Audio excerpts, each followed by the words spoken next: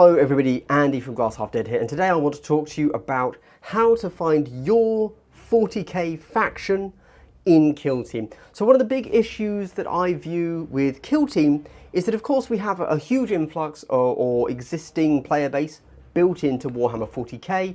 Everybody loves the IP, but not everybody loves the 40k game or the Kill Team game, and they're trying to go from one to the other. However, Games Workshop, in their infinite wisdom, has decided to not make this obvious to you. So for example, if you are the Tau Empire, you actually have 3 viable kill teams. And yet, if you're the Tyranids, you have no viable kill teams. However, if you look online, there is literally nowhere that tells you any of this information. The only way to do it is to go into the actual Kill Team app, which is free by the way, and look at the overarching faction keyword, okay? So, in this video, I'm going to link up everything for Imperium Chaos, Aeldari, Xenos, and then go down to, if you're a Space Marine player, these are your teams. If you're a Adeptus Mechanicus player, these are your teams. Obviously, that means that I'm about to go through 36 different teams for Kill Team. So, it's going to take a little bit of a time. If you just want to know, I'm a 40k player, this is my faction, what can I play? Go check that out. If you can't see your faction, that is because you don't have a team. Off the top of my head, I believe that is only Custodes and Tyranids. Every other faction has a kill team. Those two do not. If you want to think like, if you really want to play your 40k army in Kill Team, every faction does have viable proxies, but you don't have a specific team just for your faction. I also want to, as we're going, give a little bit of, what's the word? What to expect from the team. So it's going to take a long time, just inevitably. But it's not going to be super in-depth. It's just, if you're a Space Marine player, you have 3 teams. Which one should you go for? Hopefully, after listening to me, you can think, in 40k, I like to play this way. I've heard how these 3 teams, just very broadly, in like 20 seconds, play. I think that's the team for me. Okay. With that said, let's go over to the slideshow I've created. Boom, look at that, isn't that top notch? Your 40k faction in Kill Team and how it plays. Not your 40k faction in and how it plays Warhammer 40k Kill Team. Let's start off. If you are an Imperium player, you have access to all of these teams. Excellent. If you are a Chaos player, you have access to these teams. And if you are an Aeldari player, you have access to actually, you're very well served with these teams. And finally, the best of the rest, aka the best there is, the Xenos. Right, let's crack on. Space Marines, you have access to Angels of Death, Scout Squad, and Phobos. Let's start with the Angels of Death first. You will find these guys in the starter set for Kill Team if you buy that. They are very flexible. They can do a lot of cool stuff. They're also a very basic team that focus on simple ploys. Basically, where do you want your rerolls to happen? They're very durable, as all Space Marines are. And I would say they are primarily, you're going to play them as a close combat team. They're not really supposed to be a shooting team, but you do have some good shooting options in both your heavy bolter and your sniper. Cool. The Phobos. Now the Phobos are an interesting one because they actually have a ploy in there called Special Issue Ammunition. So if you decide that you want to play Death Watch, Phobos, although they're not Death Watch, are kind of the de facto canon Death Watch team, despite the fact that, again, they are not. They are an almost exclusively shooting team, or at least that's where they really excel. Do note, however, that when you go and buy the Phobos box for Kill Team, you will not get any Reavers in that box. And let me tell you this, Reavers are really good. In fact, most people will be running a Reaver Sergeant and a normal Reaver Warrior in their Phobos team. Very strong models, I would thoroughly recommend. But of course, you're coming over from 40k, so you already have the Reavers. You don't have to care about buying more models. That's the beauty for you. Reavers in Kill Team are really good. There you go. We then get to the Scout Squad. Of course, the faux Marines, the not real Marines, the Marines in training. This is an interesting team that at the moment, I shan't lie, is a little bit low on the power tier list, but with a balance patch coming out imminently, I'm sure they're going to get bumped up. This is a mixed arms team. You're going to do quite a lot mainly at kind of a 6-inch range with your shotguns, really powerful shotguns there. And you're not particularly, you're kind of medium range and ranged. You're not super good in melee. You're competent. You've got one guy, I can't remember, I think he's called a tracker. The guy that has the little grappling hook there, he's really good in melee, gets lethal 3s, I think, when he charges. That's lethal 4s. Very good in melee if you manage to make his lethal go off correctly.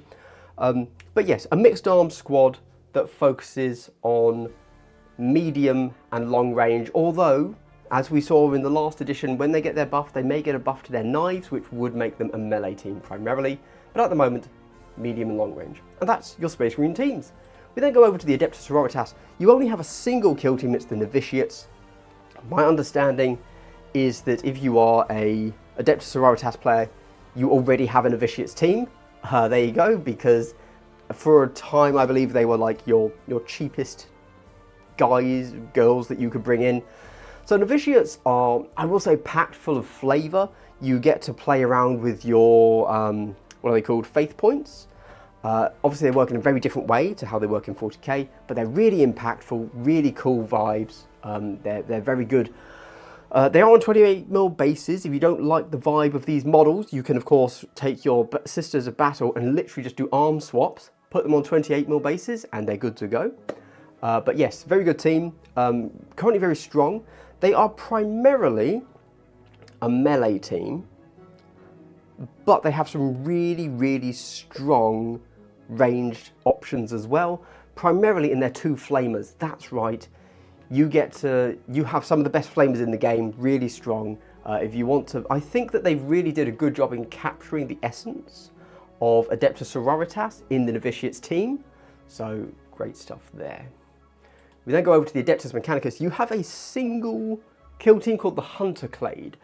Again, a mixed arms team. You could decide to go a little bit heavier into range or a little bit heavier into melee if you prefer. Most people are going to go heavier into melee. You are in an interesting place right now. Again, this is a team that is, we would term it a white dwarf team from the last edition, but now they're just a regular team that you can find for free in the Kill Team app. And they need 2 boxes, potentially more, of your infiltrators and your regular Skitarii. But of course, your 40k players, you don't care about that. You already have these models, which is awesome. So you have quite a few different loadouts. You can run both infiltrators and rust stalkers. You can run both vanguard and rangers. You're generally going to not be taking the arquebus. You're going to be taking the plasma caliber and the arc rifle, I think they're called. Yes, good team. You've got some really strong melee with their 10 wounds, but they're doing their power weapons. I think, are they 5 attacks? I think they're 5 attacks. So very durable melee. The idea being that you would kind of lure people out with your fast moving melee or pin them down with your fast moving melee, whilst you're ranged, take your objective and slowly complete their own tac ops. That's how you're winning with this team. They work quite well. You also have your canticles, much like you have in 40k, which is you get a buff to take a minus. I think that right now they're not quite working as intended with the buff to the minus. That's probably going to be changed much as it was in the last edition, but they're fine. They're a little bit lower tier, but they work, as I believe, quite similarly thanks to the canticles as AdMech in the full game. We then get Agents of the Imperium. So you have 4 different teams here. Let's start with the Elucidian Starstriders on the right to the word there. Elucidian Starstriders are a bit of a, primarily you are a ranged team, but you do have some competent melee. Your main thing, your whole shtick, is that you can call in orbital bombardments on the enemy. You just have one of your guys kind of get visibility, and then you get to hit them with whatever your best thing can be. This is the team that comes closest to just full-on calling in an orbital bombardment on the enemy team. They're pretty decent, but they are quite fragile, as you would expect from most of the humanoid models.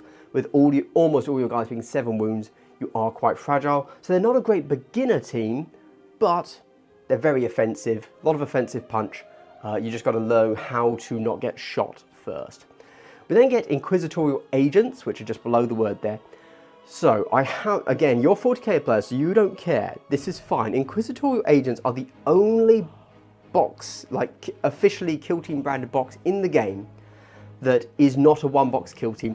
You get these 7 models, and then you can either bring in another 7 of the Inquisitorial agents, but they're a multi-build kit, so just build them in the other way, and that's your full team. Or you can play them with Death Corps of Krieg, you can play them with Kassakin, you can play them with regular Scions, you can play them with regular Sisters of Silence. Oh, I guess that would therefore be the Custodes team, actually, wouldn't it? Yeah, because you can play Sisters of Silence with Inquisitors. Or you can bring in Exaction Squad, or you can bring in Navy Breachers. These are a bit of a tricksy team. Again, they have a lot of power to them, but ultimately they are quite fragile. At the moment, everyone is playing them with Kassakin primarily, because Kassakin are just really strong. When played with Inquisitorial agents using the buffs to both offense and defense that Inquisitor agents provide, then the agents themselves are very good. Yeah, there you go. Not much more to be said. Obviously the Pistolier and the full range multi-melter are absolute standouts there. Wrecking face, one of the few teams that can at the moment stand toe to toe with the elite squads. Navy Breachers to the left of the word there. So the whole point of Navy Breachers is to kind of, they do a really good job of simulating a boarding party team. You have a cool thing where you can move up and then choose another guy to move up with you before the enemy reacts. You've got a guy with a shield who protects that guy. Again, I think it's absolutely packed full of flavour. It's a little bit lower on the power level totem, although a totem works the other way. It's higher on the power level totem, lower on the power level tier list. But they kind of do what you think. They run up and they shoot people with shotguns whilst they get defended by other parts of it. They also have some pretty good shooting in general and shenanigans with their bombs. Yeah. Oh, they're also bizarrely, actually, remarkably good in melee. They are ultimately a mixed arms team. Despite them not being great in melee in general, they're operatives that are good in melee if you know how to play them right. They have some ploys that really make them pop off in the first round of round 2 and 3. We then get to the Exaction Squad, the FBI of the 40k universe.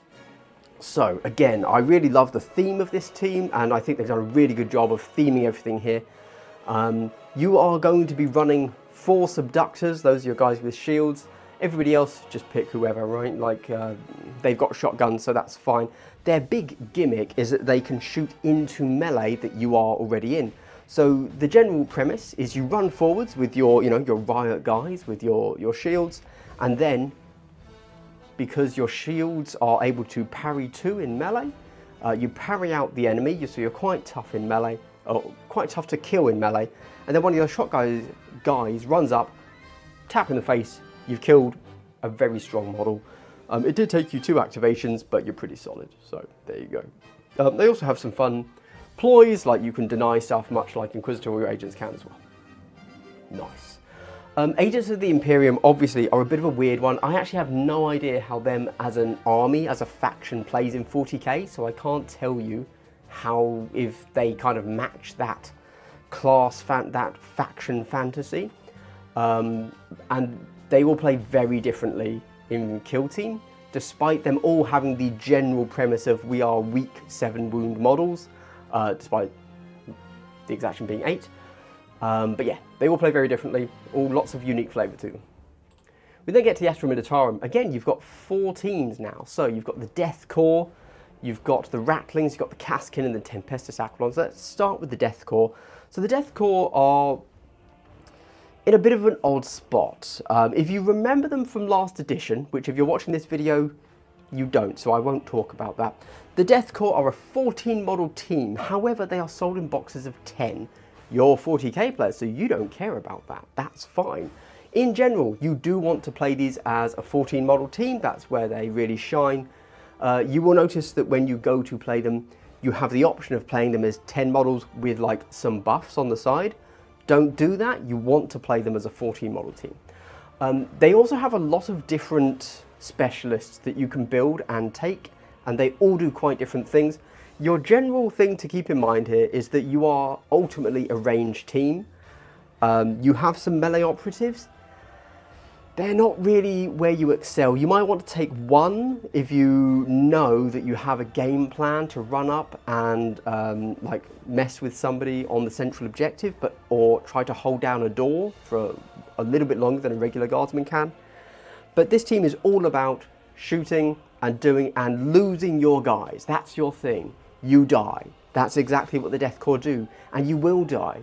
So as long as you're playing Astra Militarum, you're probably used to your guys dying and that being normal, and actually Death Corps die very well. So there you go.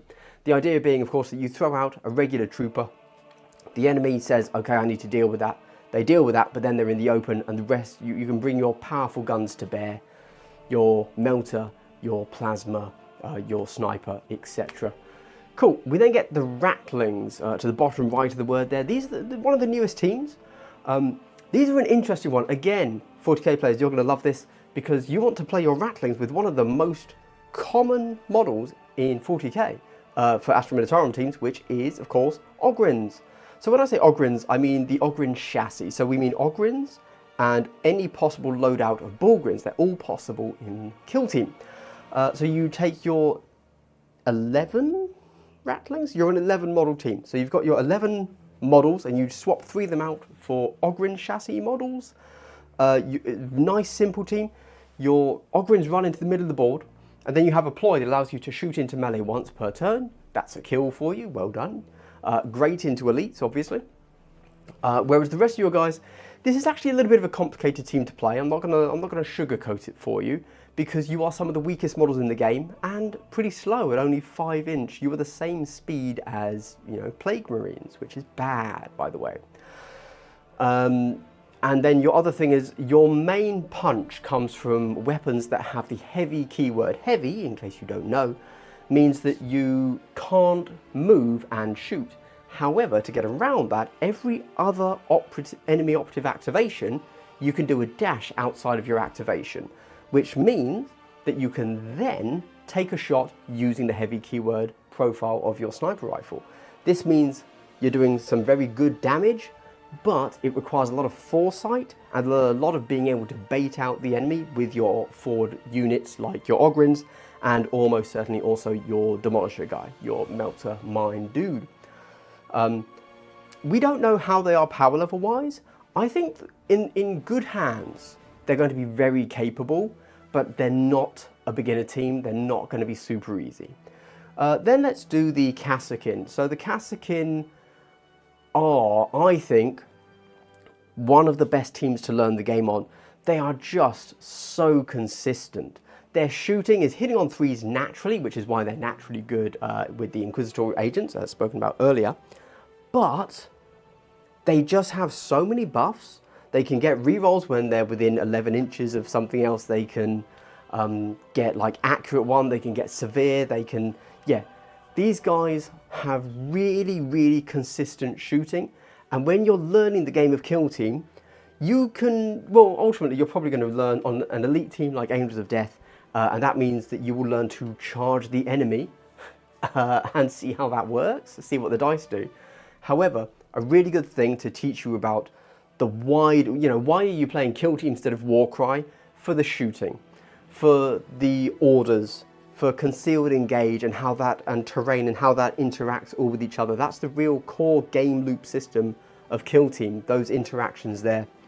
And Kasrkin force you to learn that because you're not very good in melee, I'm going to be honest with you, but you're really consistent at shooting. So I would thoroughly recommend that if you're an Astra Militarum player, Kasrkin are probably the place to start. And if you use them as like a great solid foundation, I promise you when you move to other teams, you're going to be like, oh man, I'm glad I understand the game well, but boy do I miss the consistency of that Kasrkin shooting. Then we get the Tempestus Aquilons, who are new with Hivestorm, this edition of Kill Team. So Tempestus Aquilons are a very interesting team. So their whole shtick is that they hot drop into the middle of the board, basically. And every turn you'll move up your little hot drop markers as if they're kind of zeroing in as they're dropping in from wherever. And yeah, then you just wreck the opponent. They're a very interesting team. Basically, they're the ultimate zone out team. if you know how and where to put your hot drop markers, your opponent just cannot move within about 6 inches of those markers. And that means until turn 3, the opponent has almost no actual offensive capability. If you know how to use that to your advantage, you are going to wreck everyone you play against. If the enemy knows what you do and has already figured out how to play into a team where they can't really push up until turn 3, it's going to be quite rough for you because you are strongest on the turn that you drop. They're good fun though, you should play them as well. Right, that's the Imperium done. We go on to the Chaos now. We're doing Chaos Marines and Chaos Mortals. So I know, look, I could have done this as Plague Marines on the Death Guard slide, Warp Coven on the Thousand Suns slide, but it's just not required, because I know that also, I think, how does it work in 40k? If you play the generic Chaos Space Marines Codex, you can soup everything in by giving out correct marks, or at least you could in 9th, and I assume you still can. Yeah. Anyway, right, so let's talk about Legionary first. These guys are strong, okay? In fact, for all of the Chaos Space Marines, you're all really good. You can pick any of these. If you like that particular faction, that particular team, if that speaks to you, you cannot go wrong with any pick for the Chaos Space Marines. It's going to take you right the way from being a beginner noob all the way up to top tournaments, golden ticket events, okay? These are 4 amazing teams. Right, let's start with Legionary and how you play. So these guys are your generic Black Legion dudes in the sense that they can do everything. They're quite flexible in that regard. You can take your heavy guns, you can take your medium guns, you can take your super strong melee, you can take your psychic, you can take your strong melee. It's very good, very good. Very strong team at the moment, and their big kind of gimmick is that you can give every single model a different mark of chaos, and that will interact with the ploys that you use, but also give them native buffs. So if you run Nurgle, your team is going to play one way, and then in the next game, you can say, okay, well, I want to run them Khorne, and then they play a different way, and then the next game, Slanesh, and they play a different way again. So, and Tzeentch as well, just to clarify. So really strong team, really flexible, lots to dig into with them. Currently, very strong, very, very strong. Second strongest in the game, first strongest in the game perhaps, but again, rules are transient. They will be nerfed soon. Don't worry about the actual power scale of things yet. Talking of the strongest team in the game, or second strongest team in the game, we then talk about Warp Coven next. Because Warp Coven, boy howdy, they've got some shenanigans to them. If you like Tzeentch, if you're a Thousand Suns player and you like to be tricksy, Warp Coven are going to give you exactly that. So again, they are not a one-box kill team. In fact, you will not find a kill team branded box for the Warp Coven. They are, again, what we would call a White Dwarf team. And their big thing is you can take 3 sorcerers, and then you can take up to another 3 rubric marines, and then you can slot in however many Zangors you want as well. So of course, for kill teamers looking, you know, on a budget, or to not go crazy, or to really go crazy ham on hobby, then you would, this is a very expensive team with a lot of models to paint. But for the Thousand Suns players out there, you've got all of this. That's awesome. You can run whatever you want. Technically, you don't have to run 3 sorcerers. However, you would be mad not to, unless you're playing fluffy stuff and you just want to run all Zangors or something. But yeah, the general list here is going to be 3 sorcerers, 2 gunners, rubric gunners, one with your Soul Reaper cannon, one with a warp flame thingy, and then 2 Zangors. This is a super strong team, and they just do so much. Their big thing is in dice manipulation. They are super consistent, and on top of themselves being incredibly consistent with their ploys and their natural abilities, you have shenanigans in regards to like teleporting, to giving everybody relentless, like, which is just dice manipulation, and then you have ploys that allow you to straight up manipulate dice. Every time your enemy rolls 6s, you tell them no, you can't do that, you have to re-roll. You can always just swap out a dice that then can't be re-rolled.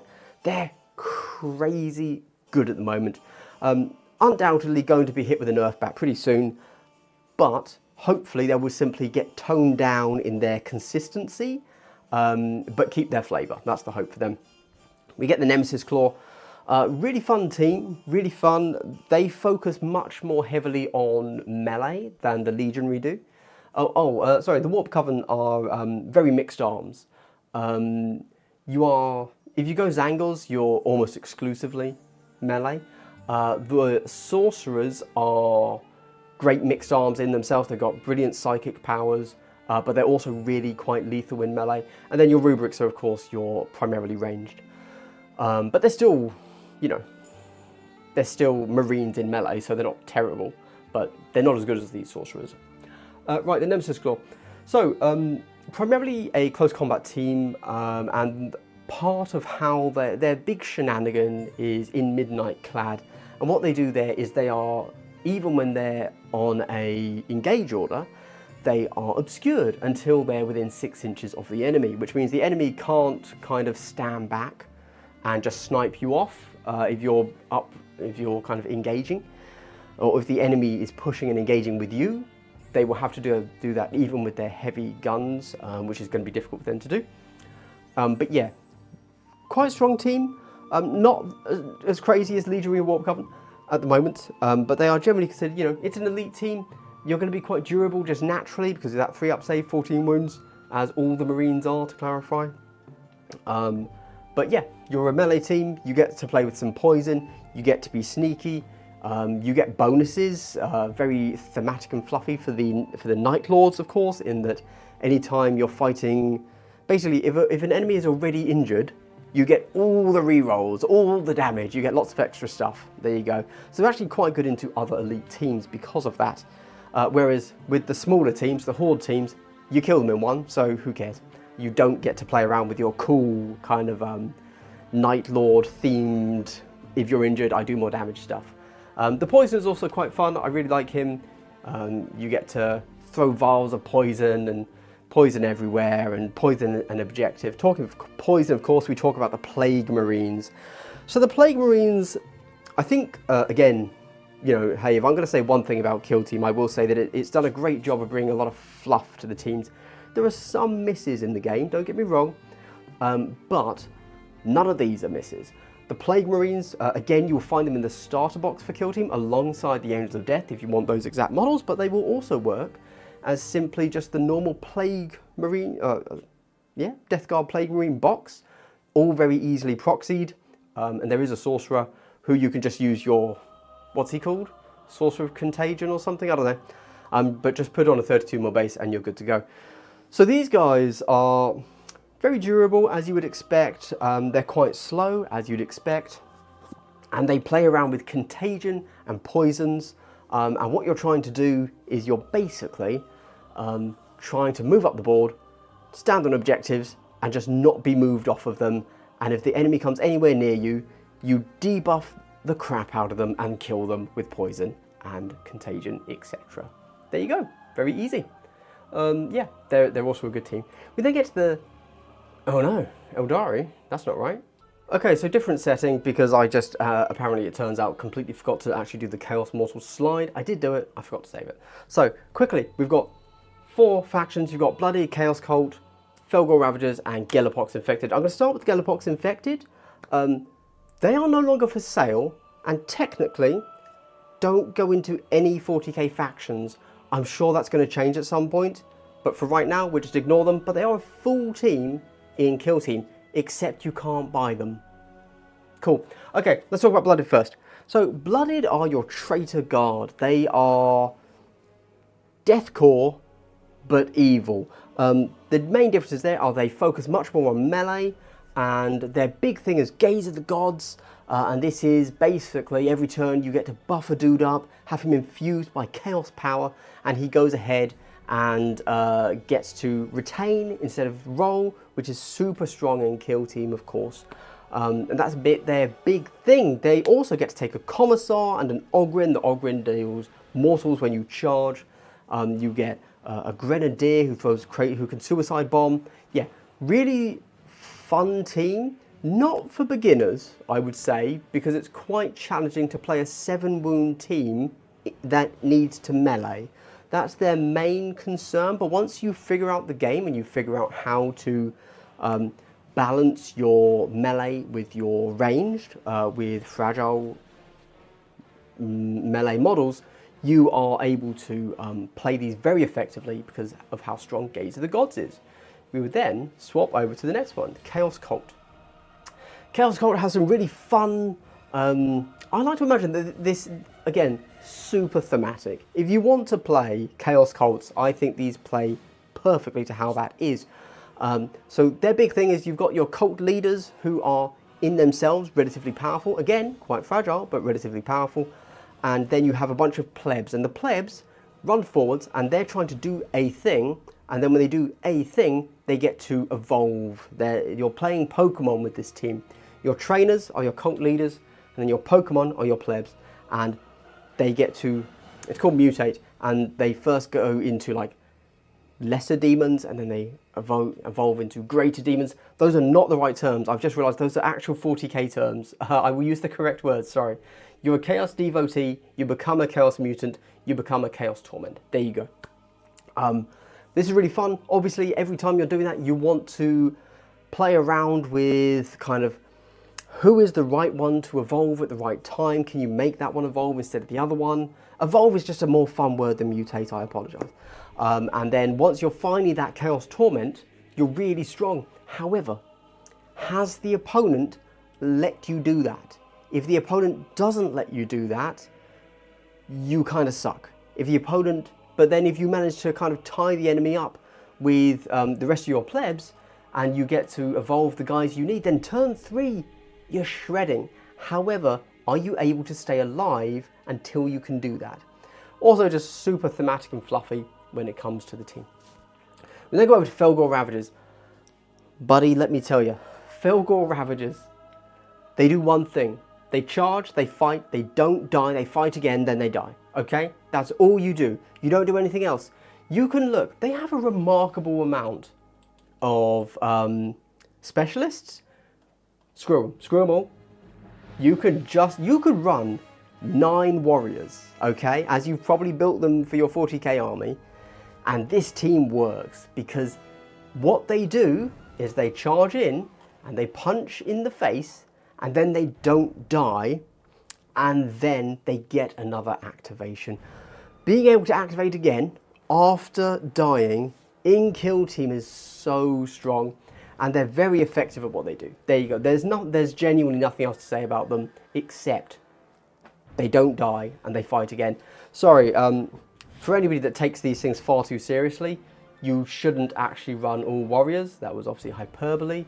The point I was making there was simply that they're quite basic. And so although you can have all these people that do funky things, you really don't need them. Cool. All right, moving on from the Chaos Mortals, we get to the Aeldari. This is, of course, our first kind of super faction of the Xenos. We get the Blades of Cain, the Void Dancers, and the Corsairs. These are an interesting team. The way that they've decided to kind of make Aeldari defined on the table is they're almost Marines, but they're not quite. They're Marines without the wounds. Okay, so you still get that APL 3 basically, but you don't get the wound count or the armor save. So they play incredibly differently, despite having that really defining characteristic of being APL 3. So your Blades of Cain and Void Dancers are both APL 3. Your Corsairs are APL, as we would say, pseudo 3. They're APL 2.5, which means that they get, they always get a free dash action. This has a few interactions with the game that means they're not as good as APL 3, but often you will be moving and dashing, so it's fine. Right, let's start with the Blades of Cain on the left there. So the Blades of Cain, they are, odd as it might sound, you can play them as all Scorpions, all Howling Banshees, or all Dire Avengers, or you can mix and match to your heart's content. They are, oddly, they are strongest as a shooting faction. If you shoot with them in the right circumstances, you're hitting on 3s, you've got rending on everything, and you get ceaseless. they are incredibly consistent. And then twice per turn, you'll be able to shoot twice. And then the reason you don't go heavy on the Dire Avengers specifically is because you want a little bit of threat, a little bit of close combat punch if your shooting doesn't work. If you are going to go mono aspect, I do think that actually Scorpions are the way to go. I don't think that's the strongest. You do want a mix to kind of play to your best. But yeah, having 4/5 damage, rending, hitting on 3s, ceaseless, which means you get to reroll what you miss, or all of one number that you miss, which could be as good as balanced or as good as relentless, depending on what you roll, is incredibly strong. And you do want to fish for those crits. That's where they really hit home. They might only be 4/5 damage, but when they are the one attacking, performing the fight action, you get 2 damage because of their Mandy Blasters. So you're really 4/7 for that first hit. If you shot the enemy first, statistically you should be expecting about 8 damage to go through thanks to rending. That means one Scorpion can quite happily expect to be doing a solid marine kill a turn. There you go. Yeah. People are not yet turned on Blades of Cain, but trust me, they are pretty crunk if you are jiving what I'm saying.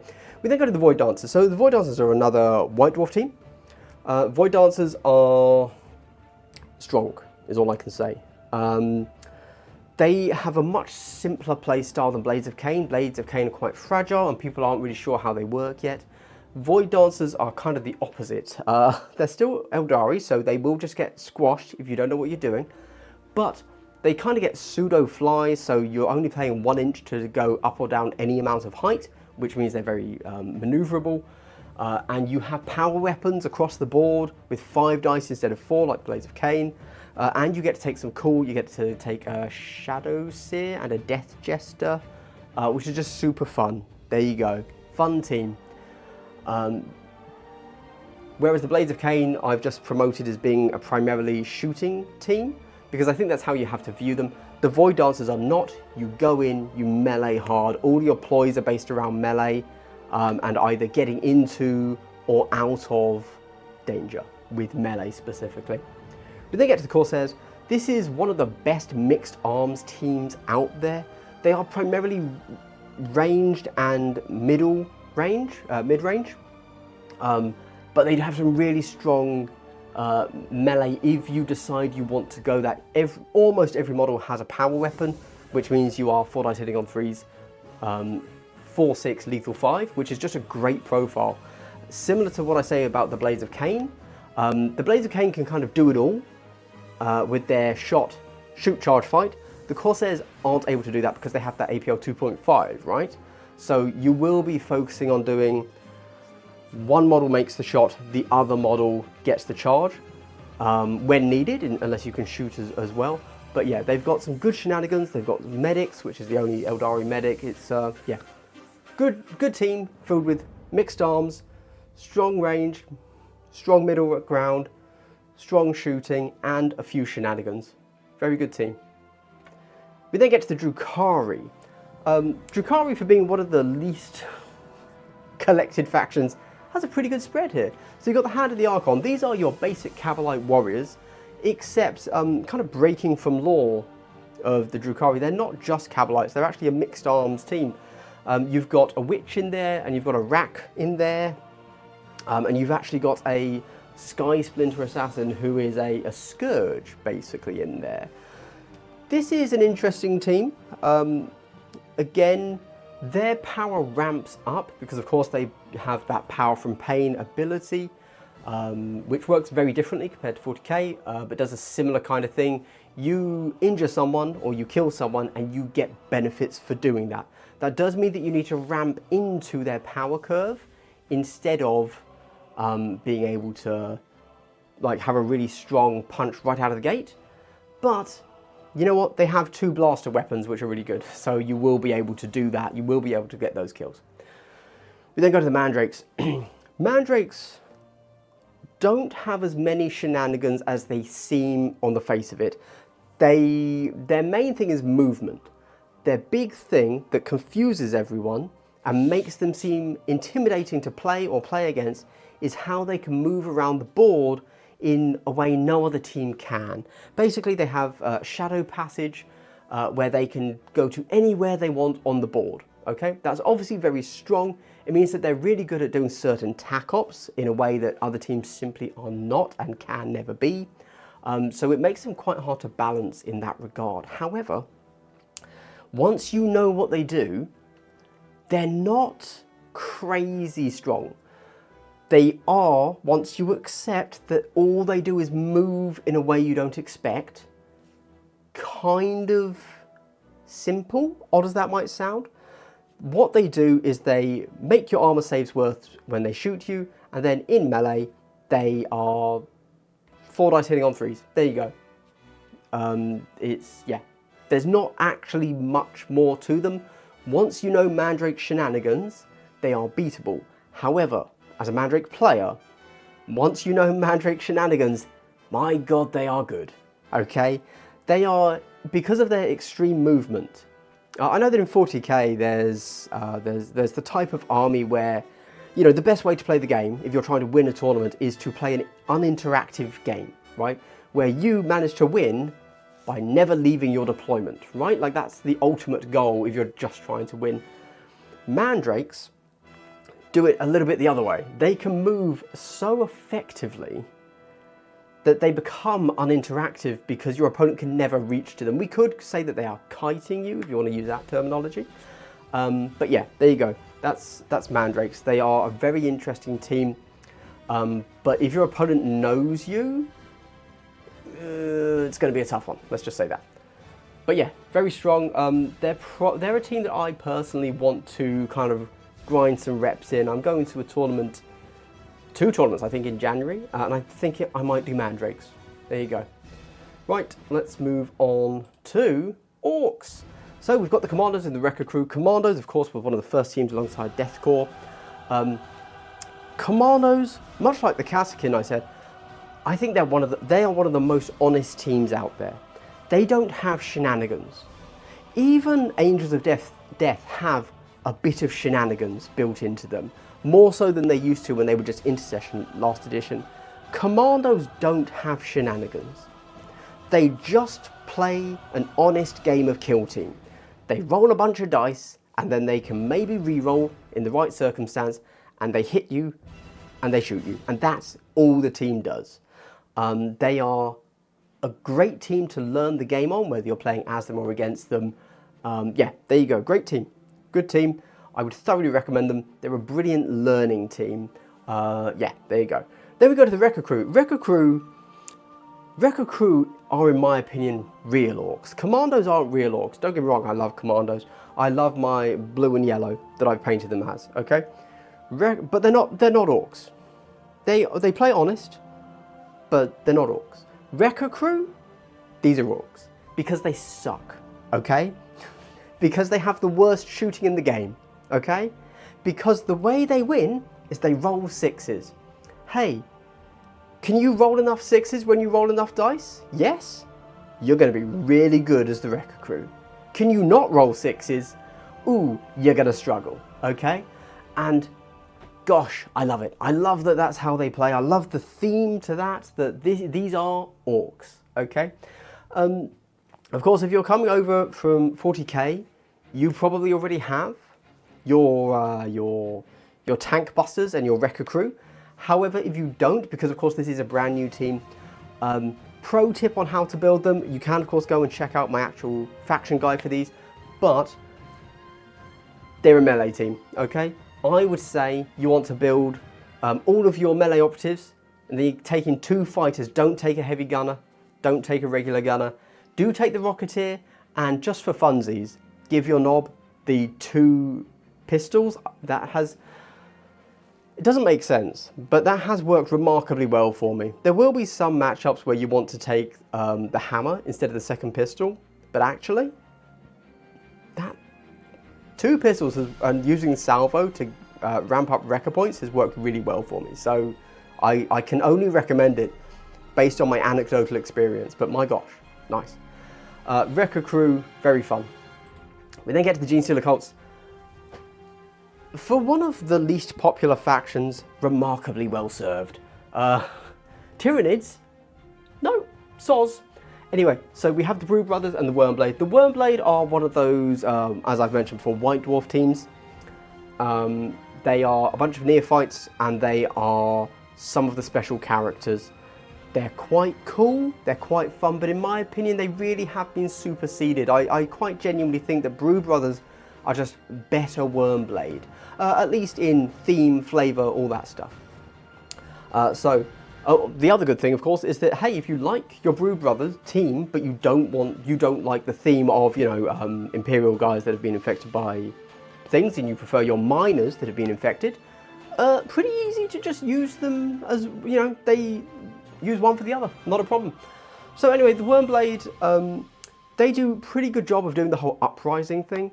So you can bring people in from hiding, a little bit like Tempestus Aquilons, kind of. So you get some pretty fun turn 2 kind of hidden attacks sort of thing. You zone the enemy out a little bit more than you would with other teams. They've got some very strong heavy weapons. And of course, your all-star players have to be your cult agents. Very hard to take down due to their natural ability to hide, so you're retaining 2 behind cover. You ignore piercing, which is the kill team's version of an invuln save. Really strong attacks, and there's 4 of them? Yeah, 4 different ways to run them, but you can only ever run 2 at a time. Good fun team, good fun team. Inevitably they are a ranged team, of course, because you are just not good in melee, but you're also mandatorily kind of, you probably will end up a little bit in melee because that's how the enemy is going to kill you. So then you have to question, okay, well, if the enemy's charging me and killing me and I basically can't kill them, what do I do instead? You might want to look at the implant tac op. There you go. But your shotguns are good as well, so there you go. We then talk about the Brood Brothers. In my opinion, Brood Brothers are better Wormblade. There you go. You've got the Patriarch, you've got the Magus, you've got the actual leaders of the cult instead of the cult agents, right? And I really like it. Patriarch, literally the strongest model in the game. He's got only model with APL 4, only model with 21 wounds. Really good, really fun. He can mind control the enemy. It is a dice roll, but whatever. Magus he's your buff guy, right? He makes everybody around him, or everybody, sorry, just the whole kit. It's not an aura. You bring him and everybody is, as long as he's alive. You know, they've got an invuln save. They've got can't be injured. They've got something else as well. Really strong model. He's also got a really strong psychic attack if the enemy comes for you. And then the Primus, great in melee, although when are you using that? I don't quite know myself. But melee is possible. But he's mainly a bit of a tactician if you want to view it that way, because one of the really important things in Kill Team is the initiative roll. There you go. Cool. Yeah, they are a mixed arms team in general. They are ultimately a ranged team, but they're mixed arms in the sense that you do have a few shenanigans that you want to keep in mind, but they're primarily ranged. Oh, I suppose I should point out their big kind of, if you ignore that they can take cool characters, their big thing is crossfire. Of course, if you're a Genestealer Cults, crossfire used to be their entire thing. Now they get recursion, and crossfire is just like a strat or something, or is it still native? Who knows? Crossfire is when you make an attack on the enemy, they gain a crossfire token whether you do damage or not. Then, for every crossfire token on the enemy, the next guy that shoots can re-roll using any of those crossfire tokens. So you actually become quite accurate, which is pretty cool. They get the Leagues of Votann. For one of the smallest 40k factions, you have more diversity here than you do in 40k. Both of these teams play wildly different. Let's talk about the Hearthkin Salvagers first. These bad boys, these short kings, these little guys, they have some of the best heavy weapons in the game. That's their shtick, that's their thing. They've also got a super cool jetpack dude. So despite the fact that you are generally quite a slow team, your jetpack is also like the fastest model in the game. You know, it's a bit of give and take. Yep, their primary thing is get their gunners to where they need to be and you can kill pretty much anything in the game. The question is the enemy going to allow you to do that? No. So how do you deal with that? The cool thing is grudge tokens. Look, I always make the joke when it comes to the dwarves are like, you know, the grudge token is like they take out their book of grudges and it's essentially like a little high school diary and they're writing like mean things about people in their class. That's how I view the book of grudges. And I say that, but I say it with love because I think it's great. I absolutely love that, that notion. There you go. However, the grudge token means that if you just get a hit, it's a crit. And that is actually really strong. You definitely end up with a team that is just everything's a crit. And it's like, oh my God. Yeah. This team, again, because of the crit ability, ramps up into their power, which means you have to lose models first. Then you've got to figure out, okay, if I have to lose models to get powerful, how do I deal with that? There you go. We then get the Harkin Jaegers, again a slow team, although unlike the Harkin Salvagers, they get around their slowness by just the whole team gets to advance turn 1 for free. And it's like, oh, okay, all right, that's a bit weird. They've got a really cool Pistolier dude, he's awesome. Their Mine guy allows you to put booby traps across the whole board. The Thane, the leader, basically has a live on death. You got snipers, you got a silent crossbow dude with an axe, and then you also have some really strong shotguns / melee. There you go. I think these days you're running them pistol and knife, but again, rules are transient, could change at any time. And that's the Leagues of Votann for you. 2, honestly, very good teams. We then get to the Tau Empire. I'm a Tau lover, I'm a Xenos guy. Farstalker Kimbad. These are your Kroot. This is an interesting one. So the Kroot are inevitably a little bit fragile, but they've got some teeth to them. And they're not super fragile, so they're just a good all-rounder, actually. Much like I believe with Kasrkin, I think that Kasrkin are great to learn the game on if you are looking at that middle-range team and you want to play a 10-man. If you want to play a Horde and go up to 12 models, I think Farstalkers are who you learn the game on. However, for beginners, do note that one of the things that they require is they are actually quite a complex team. For them to be, because they're not good on their data sheet, okay? Their data sheet is weak. So for them to be strong, you need to use all of their abilities correctly. Or not correctly, you just need to use them, right? But because every single model pretty much has a special ability, if you're forgetting their special ability, you're going to really struggle with this team. So they're kind of an intermediate team, despite them being a great team to learn on the game on, because you're not, yeah, it's very interesting to have a team that is not strong on the data sheet, but then you can still win. And you going through that process of learning, how do you do that? So Farstalker Kimbad, also some badass models, obviously. We then get the Vespid Stingwing, released in Hivestorm alongside Tempestus Aquilons. This is the opposite. This is a team you should not play as your first team, okay? If you have never played Kill Team before, and you're like, Andy, what team should I learn the game on? Not Vespid Stingwing, because they all have fly. They all have straight up, pick the model up, put it down 6 inches away, measuring it horizontally, so you don't pay attention to any vertical height, which is fine, nothing wrong with that. Like, that's fine, but not as a beginner, because a lot of Kill Team is ultimately in movement. Movement, of course, much like in 40k, is incredibly important. You do need to know how that works. There you go. Yeah. So having them as your first team, I genuinely wouldn't recommend. However, beyond that, they're a fun team. The way I view them, so basically you have no melee. You have literally no melee, okay? You are all shooting, but man, you've got some good guns. They're a little bit swingy, I will say though. They're quite swingy because they're big thing. So firstly, you can't shoot outside of 8 inches unless you spend something called a communion point, which is where your Tau Overseer drone basically is, your Tau commander is piping in feeds to you and saying, hey man, shoot this guy, and that's what they have to say before you can shoot over 8 inches, or before you can action a point, but that's actually fine. You can manage that resource quite effectively. But yeah, they, I have never had more swingy games than with Vespid Stingwings. You are hitting on 4s with 1 reroll, with a reroll 1 dice. But you really need 6s to be doing damage. So statistically, with 4 dice, man, let's just say I ain't hitting those crits. And that's a problem for me. Yeah, I've had very swingy games with Vespid. Yeah. But hey, they're cool models. All right, we then get to the Pathfinders. So the Pathfinders were somewhat the terror of Kill Team 2021. Obviously, we're in 2024 now, to clarify. That is no longer the case. They've changed how Marker Lights work, and they've toned the faction down a smidge. However, still a good faction, much like the Vespids. You are almost, you are actually exclusively ranged. You don't want to melee anything.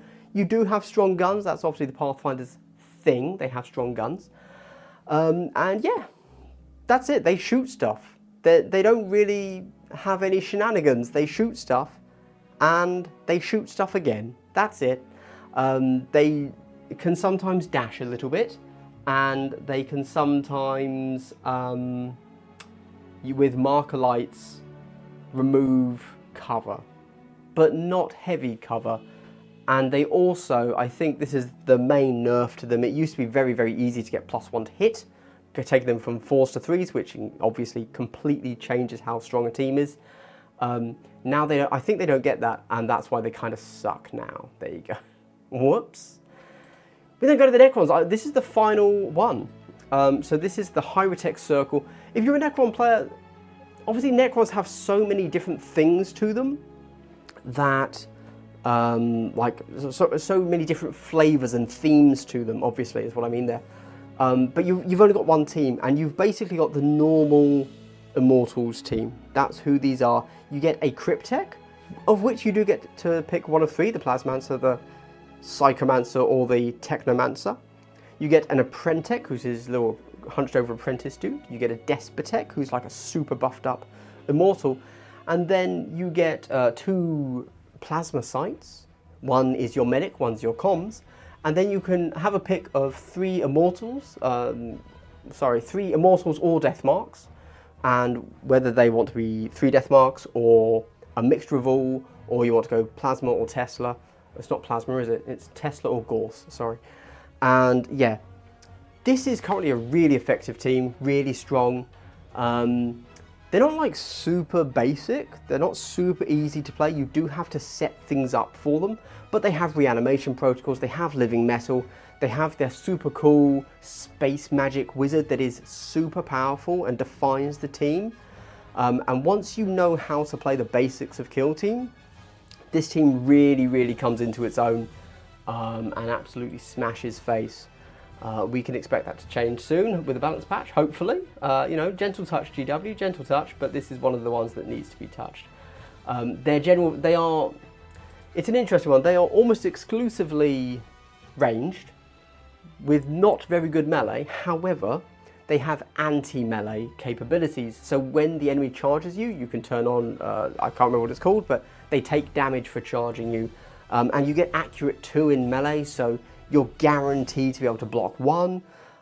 Yeah, it's not a melee team, but defensively, you're actually remarkably strong in melee. You're not great at charging, but you never would. You would move to within 2 and shoot if you were ever within charge range, because your shooting is really strong. And pow! That's it. A mere hour-long video about your 40k factions in Kill Team. So again, I only did this video because, you know what? It's kind of crazy that GW doesn't have this laid out somewhere. Genuinely, the Kill Team website should just be, hey, what's your 40k faction? Here are your teams. And I don't know why they haven't done that. Anyway, if you made it to the end of the video, I'd honestly like to thank you so much. It's been a long video. Hopefully it's been on in the background on a second monitor for you. But if not, I apologise. There you go. Anyway, thanks for watching, everybody. You're cool, I'm cool, everybody's cool.